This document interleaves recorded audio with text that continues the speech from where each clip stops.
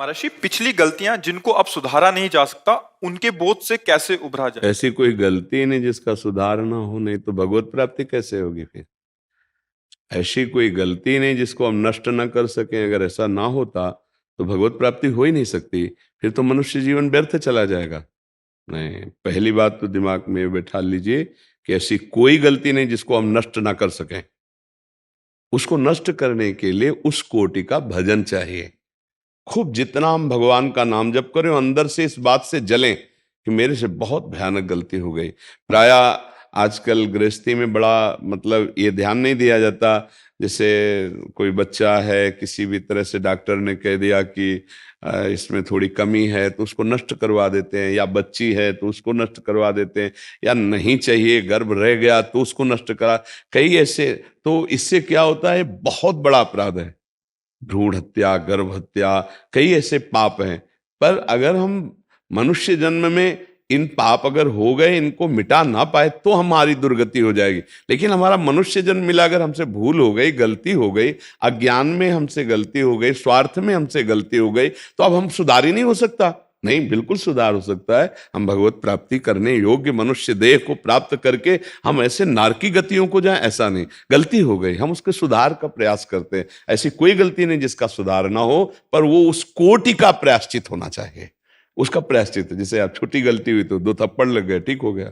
चोरी की तो 10-20-50 डंडे मिले, कुछ समय की जेल मिली। लेकिन ऐसे महत अपराध कर लिए तो भी फांसी की सजा मिलेगी, आजीवन कारावास तो है ना उस दंड के अनुसार। ऐसे जिसकी यहां सजा मिल गई तो उसका प्रायश्चित तो हो गया। लेकिन कुछ ऐसे पाप है जो प्रायश्चित नहीं हुआ, और हमने वो पाप किए हैं और पूर्व में भी किए हैं, तो उनका प्रायश्चित करने के लिए ही मनुष्य शरीर मिला है। सबसे बड़ा प्रायश्चित है उठते बैठते चलते फिरते नाम जब शुरू कर दें। सबसे प्रार्थना है, नाम संकीर्तनम यस्य सर्व पाप प्रणाशनम।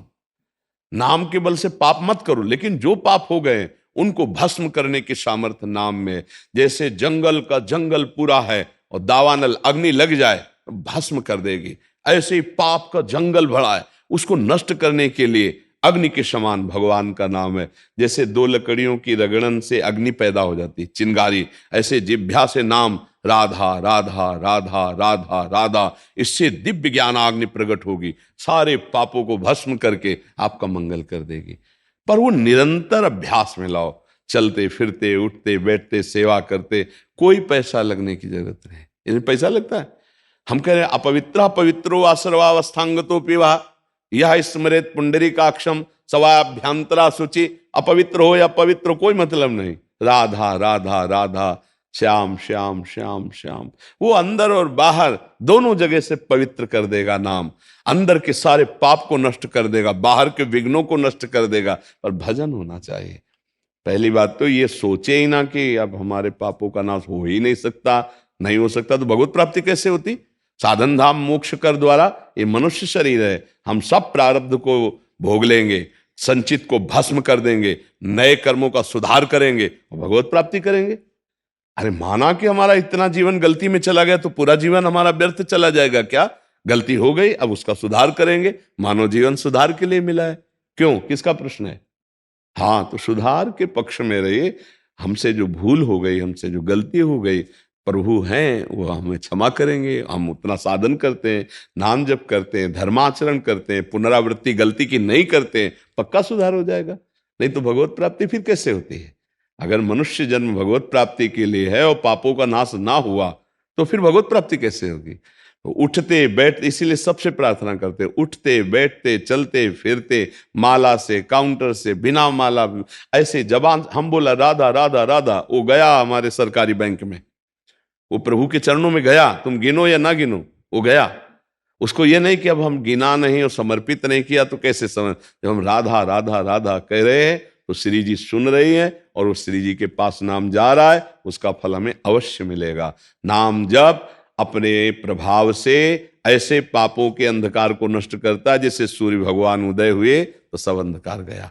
आज का सत्संग अगर सुनना ना सुने हो तो सुन लेना, बहुत संतोष मिलेगा, बहुत बल मिलेगा। नाम महिमा का बहुत सुंदर गान था।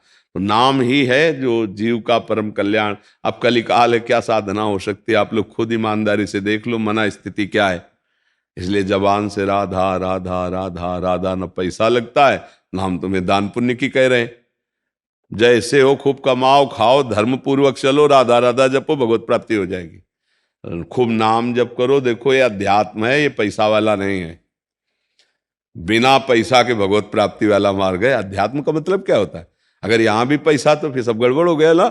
हाँ, कुछ नहीं, 1 रुपए की जरूरत नहीं। धर्म पूर्वक कमाओ।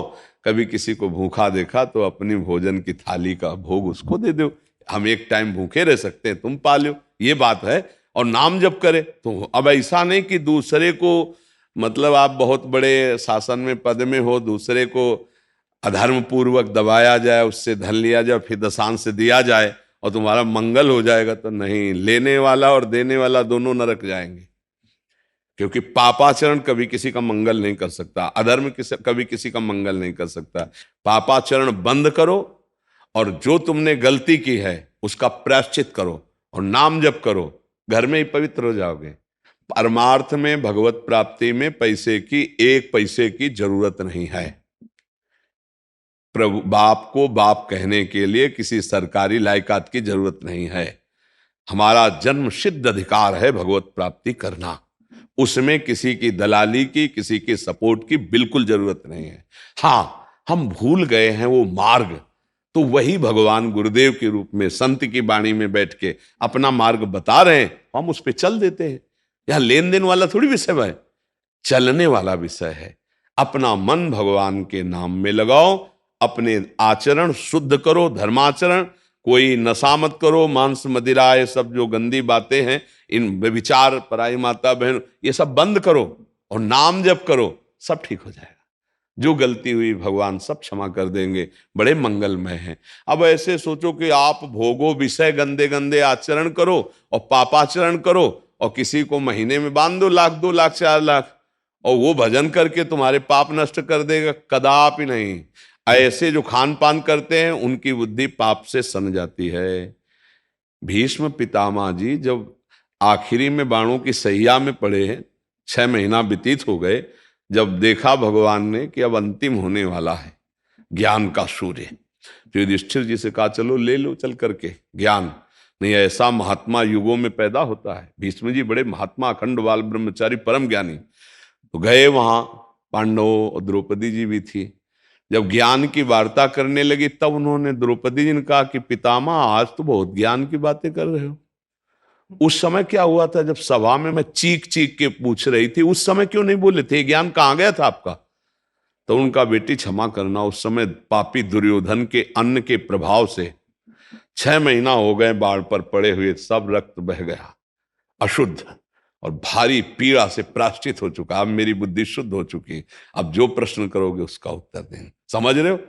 पापात्मा पुरुष का अन्न खाने से अखंड बाल ब्रह्मचारी भीष्म जैसे महापुरुष भी कह रहे हैं कि बुद्धि ठीक निर्णय नहीं कर पाए।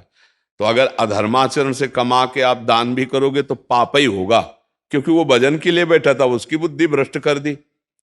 तो पहले तो तुमने पाप किया, पाप की कमाई दी तो उसकी बुद्धि भ्रष्ट हो गई और डबल पाप। पाप से कभी धर्म नहीं होता। इसलिए हमसे जो गलती हो गई उसका समाधान करेंगे। जैसे कभी ऐसे अपराध बन जाते हैं जो अभी पीछे हम बोले, तो भगवान का आश्रय ले ले। भागवत में सप्ताहिकी संस्कृत से जो मूल है उसके पाठ में बहुत बड़ी सामर्थ्य। धुंधकारी महापापी था, जे ही 7 दिन पूरी भागवत सुनी तो विमान आया, भगवान के स्वरूप को धारण करके वो गया विमान में। तो जैसे कोई महत पाप है, ऐसा लगता है उसको कैसे दूर करें, तो पूरी भागवत वो जो करवाई जाती है वो ना करवा के, मान लो अर्थ नहीं है तो एक किसी विद्वान को जो भागवत का ज्ञान रखता है संस्कृत से, 7 दिन वो पूरी भागवत का पाठ कर ले और अनुष्ठान जैसे होता है अनुष्ठान कर दे, तो निश्चित बड़े से बड़े महत पाप का नाश हो जाता है। पर भगवत प्राप्ति के लिए आपका स्मरण करना अत्यंत आवश्यक है। धुंधकारी को विमान आया और भागवत सुन रहे थे, विमान नहीं आया। तो गोकर्ण जी ने प्रश्न किया कि विमान एक क्यों आया, भागवत तो हजारों सुने। बोले भूखा प्यासा रहकर मनन किया, स्मरण किया, चिंतन किया, इसके सारे पाप नष्ट हो गए। ये लोग मनन नहीं किए, चिंतन नहीं किए, अब अगली बार अगर भागवत को मनन चिंतन करे तो इनको भी भगवत प्राप्ति हो जाएगी।